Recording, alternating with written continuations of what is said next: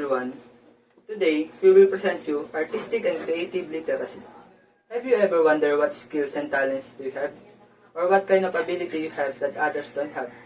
It is very important to know what aspects of arts are we in, especially when we are creative, innovative, and artistic.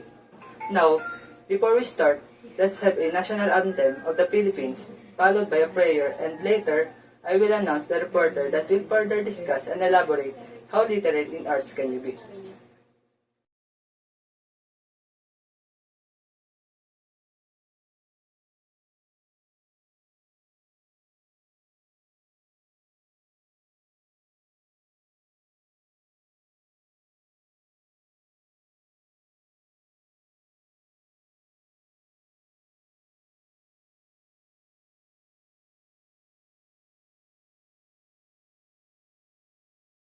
Bayang magiliw, perlas ng silanganan, alab ng puso, sa dibdib mo'y buhay. Lupang hinirang, duyan ka ng magiting, sa manlulupig, di ka pasisiin. Sa dagat at bundok, sa simoy at sa langit mong bughaw, may dilagang tula at awit sa paglayang minamahal. Ang kislap ng watawat mo'y tagumpay na nagniningning. Ang bituin at araw niya kailan pa may di magdidilim. Lupa ng araw ng luwalhati't pagsinta, buhay ay langit sa piling mo. Aming ligaya na pag may mga api, ang mamatay ng dahil sa'yo.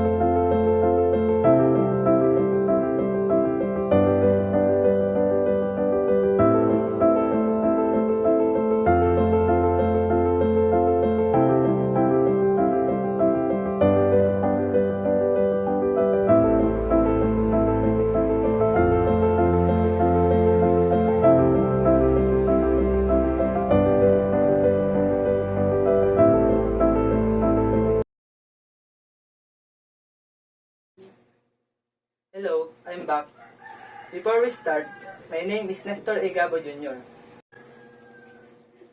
What is artistic and creative literacy?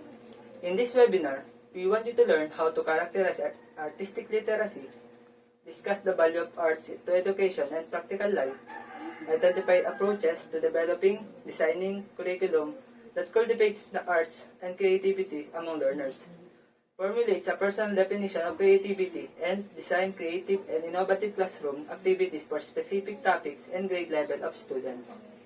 To give you a basic idea of what is artistic literacy, it is a teachable skills. You can learn arts by your will to learn. It is not a given talent that only the chosen can have. Having the will to learn is the key for being literate in arts. So, artistic and creative literacy. Artistic literacy is defined in the National Coalition for Core Arts Standards, a conceptual framework for arts learning as the knowledge and understanding required to participate authentically in the arts. While individuals can learn about dance, media, music, theater, and visual arts through reading, print, text, artistic literacy requires that they engage in artistic creation processes directly through the use of materials like charcoal or paint or clay, musical instruments or scores, and in specific space like concert halls, stages, dance, rehearsal spaces, art studios, and computer labs. So what does this imply? I mean, what is the essence of learning arts? Everyone can do it if they want to. What does it benefits? Researchers have recognized that there are significant benefits of arts learning and engagement in schooling. The arts have been shown to create environments and conditions that result in improved academic, social, and behavioral outcomes for students. From early childhood through the early and later years of schooling, however, due to the range of arts forms and the diversity and complexity of programs and research that have been implemented, it is difficult to generalize findings concerning the strength of relationships between the arts and learning and the causal mechanism underpinning this association. After learning these skills, let us discuss how flexible we are. Good morning everyone, my name is Kiervin Rogado, and let's start. The flexibility of the forms comprising the arts position student to embody a range of literate practices too. Number 1, use their minds in verbal ways and non-verbal ways. Maraming nag-iisip na ang komunikasyon ay tungkol lamang sa pasalita. Ngunit ang non-verbal komunikasyon ay hindi lamang ng uri ng komunikasyon. Ang komunikasyon na hindi lamang sa patalastasan na pantay na mahalaga. Naiugnay nito ang aming saloobin, idea at plano sa ibang tao sa pamamagitan na parehong pandiwa at di-verbal na komunikasyon. And number 2, communicate complex ideas in variety of forms. Parang sa number 1, konektado rin siya sa number 1 kasi di mabubuo ang isang content kung walang pagkakaintindihan ng isang komunikasyon. And number 3 is imagine new possibilities and preserve to reach goals and make them happen. Yun nga, mag-iisip ko ng isang content tapos syempre stick to main goals na sana matapos to at maging successful. And engaging in quality arts education experience provide the students with an outlet of powerful creative expressions, communication, aesthetically rich, understanding, and connection to the world. Being able to critically read, write, and speak about art should not be the sole constituting factors for what counts as literacy in the arts. Ayon nga kay Shenfield 2015, considerably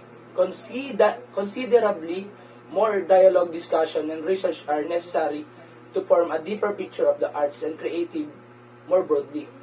The cultivation of imagination, creativity, and the formation of deeper theory surrounding multimodality and multiteracies in the arts are paramount. Sabi nga dito, ang pagsasali sa kalidad ng mga karanasan sa edukasyon sa sining ay nagbibigay sa mga mag-aaral ng isang outlet para sa malakas na malikhaing pagpapahayag, komunikasyon, mayamang pag-unawa, at koneksyon sa mundo na kanilang paligid. Ang kakayahang basahin ng critical at magsulat at magsalita tungkol sa sining ay hindi dapat maging isang bumubuo ng kadahilanan para kung ano-ano binibilang bilang literacy sa arts. Yun nga, sabi nga ni Shenfield 2015, isa lang alang, higit na dialogo, talakayin, at pagsasaliksik ang kinakailangan upang makabuo ng isang mas malalim na larawan at sining at pagkamalikain ang mas malawak. At ang paglilinang ng imahinasyon at pagmamalikain at ang pagbuo ng mas malalim na teorya na pumapalibot sa multimodalito at multiliteracies sa sining ay pinakamahalaga. Yun. Dito na tayo kay sabi ni Elliot Esner, posited valuable lessons or benefits that education can learn from arts, and he summarized this into 8 as follows. Yung una ay form and content.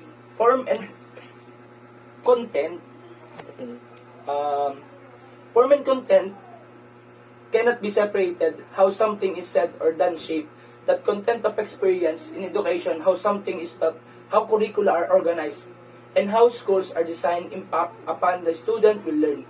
These side effects may be the real main effects of practice.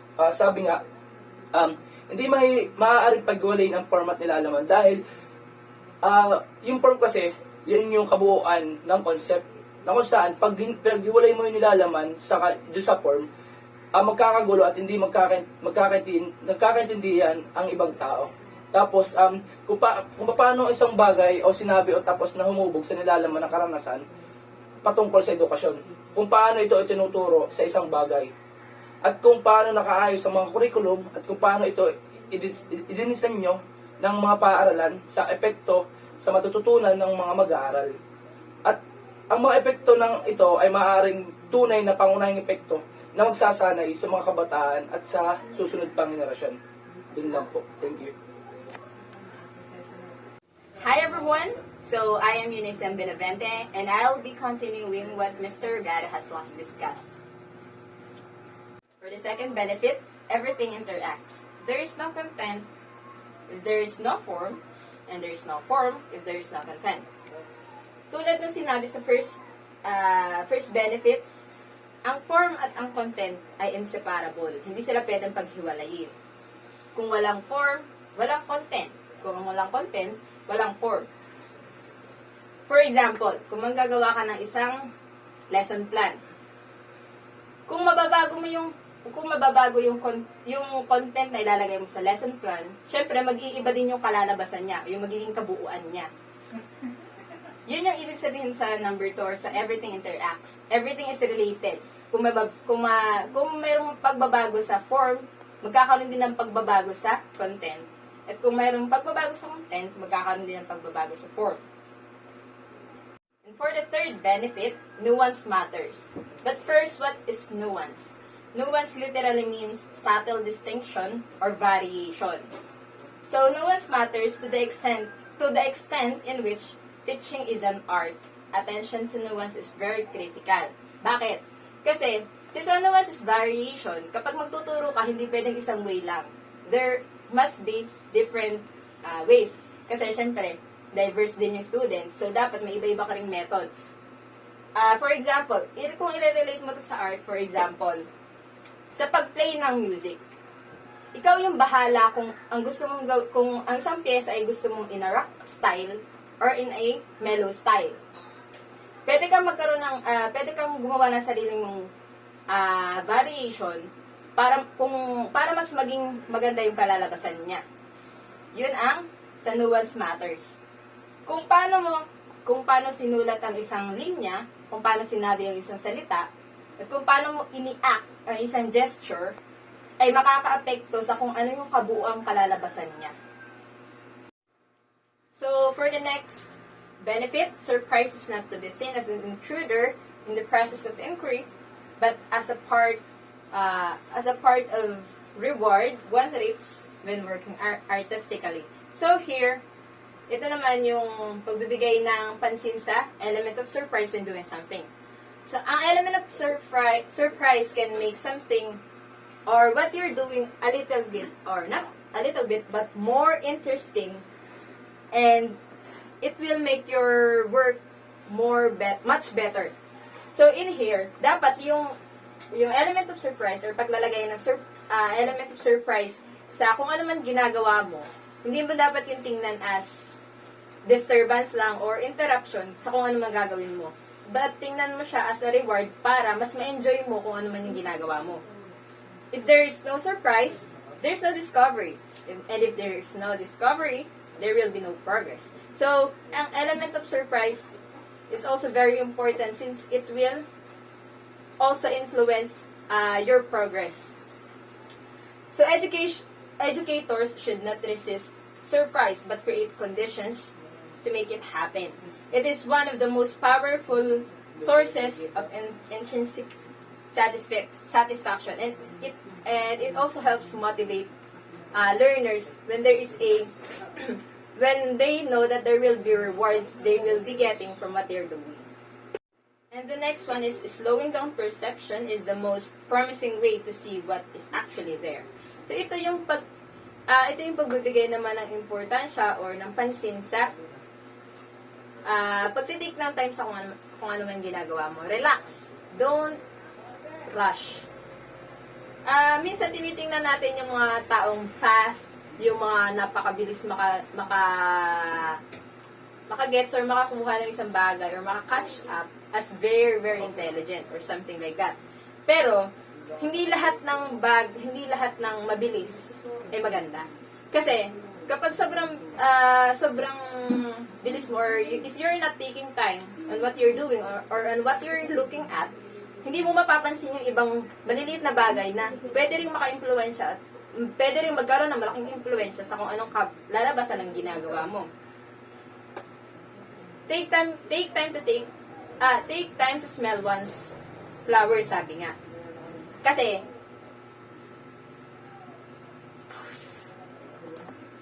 pag nag-take time ka sa isang bagay, hindi mo lang makikita kung ano yung literal na nakikita mo. Mas maiintindihan mo siya kapag mas tinake mo yung time mo kung paano mo maiintindihan at kung paano mo titingnan ng isang bagay. And for the next one, the limits of language are not the limits of cognition. We know more than we can tell. Naalala ko yung sabi nila, di ba?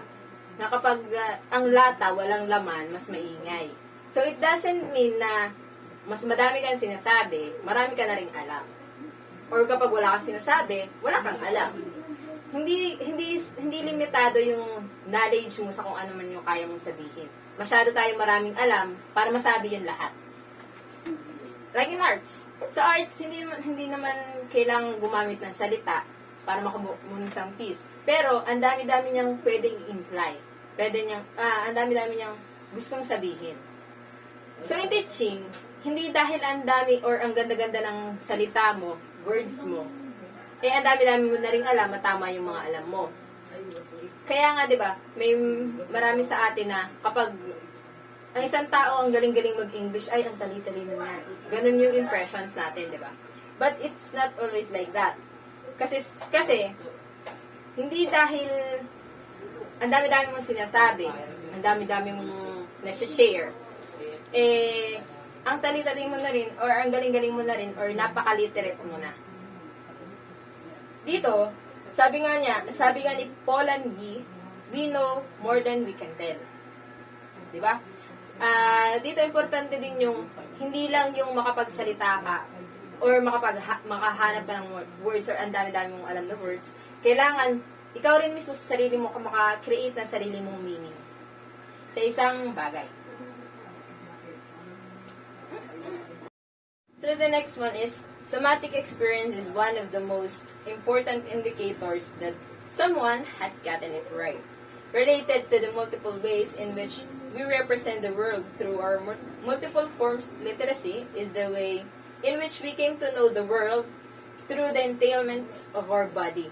So, dito naman, madaming paraan para ma-represent natin itong mundo sa pamamagitan ng iba-ibang kalaman natin. So, our multiple literacies. And that will help us to know more about this world through sa pamamagitan ng senses natin or ng ating katawan. Sabi nga nila, sometimes one knows a process or an event through one's skin.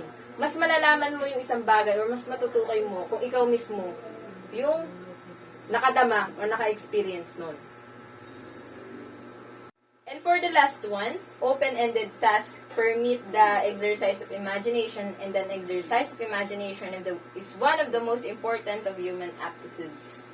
So, dito, sa paggamit naman ng imaginations. As we all know, arts is always related in terms of, always related sa imagination. Kasi yung imagination yung primary virtue when doing some arts.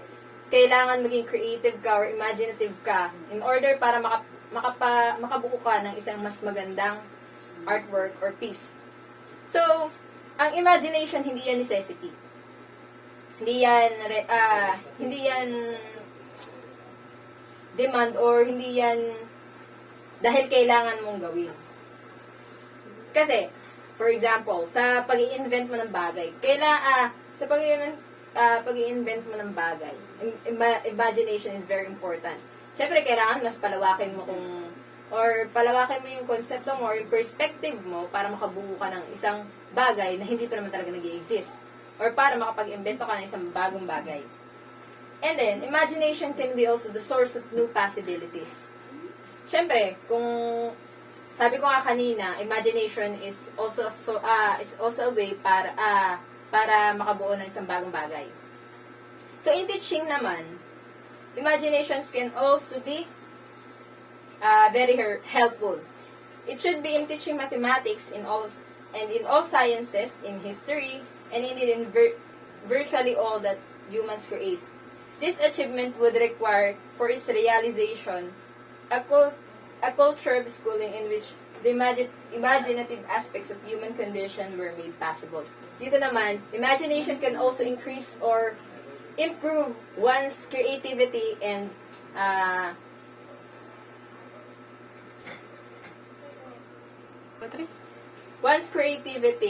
artistic skills. Kung teaching, kailangan din maging creative tayo. For example, hindi lang yung normal talaga na teaching na lagi na lang ganun. So, be more creative and be more imaginative in teaching para mas maging interesting at mas maging productive yung yung teaching and learning process.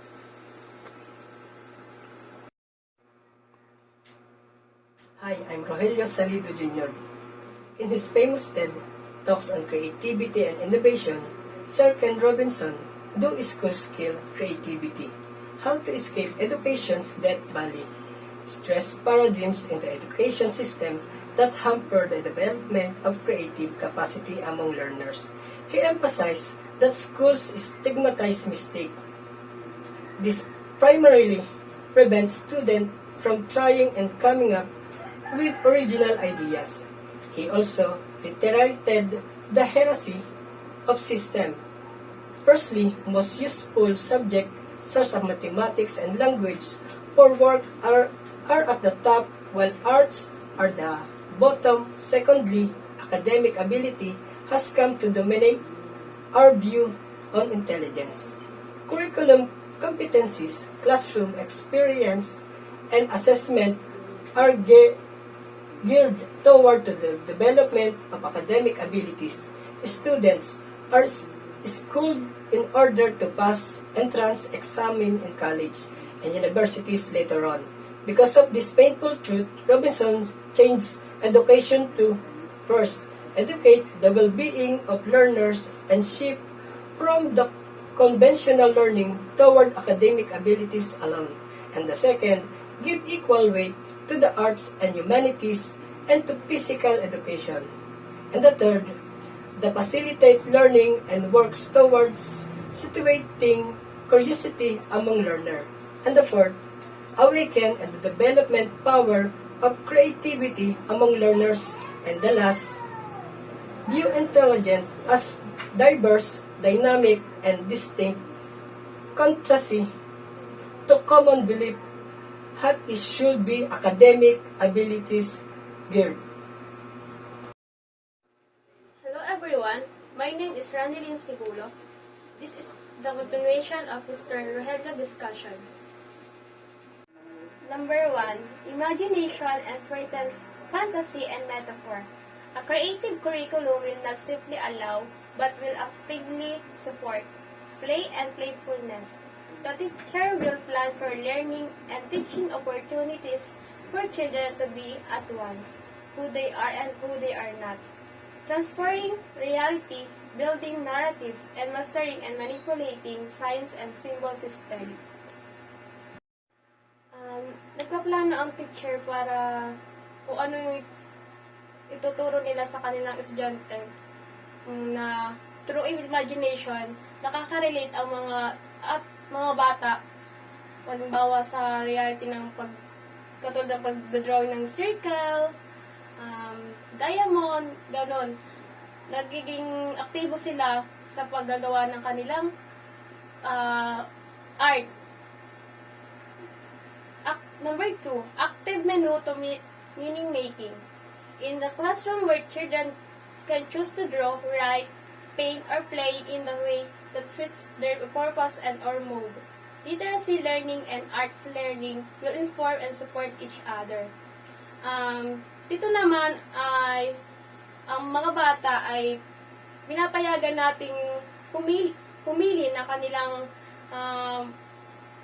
kakayahan kung anong gagawin nila sa classroom. Halimbawa ay ang bata ay magaling sa pag-drawing o sasuportahan na lang ng teacher kung ano yung kakayahan ng isang bata. At pagsusulat naman ay nagiging aktibo din ng isang bata pag ito'y kanilang hangarin sa kanilang kakayahan. Hello everyone, I am Janeth Ebreo and I will be continuing the report of Miss Randilyn Sibulo.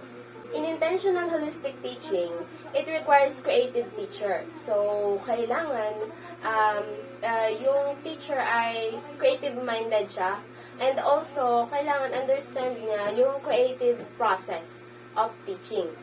Dahil they are the one who supports the learning experiences ng mga students.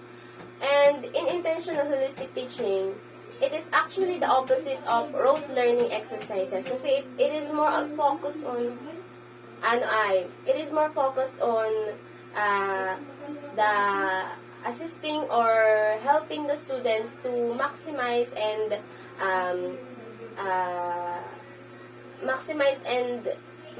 improving the skills of the students as well as their learning and understanding.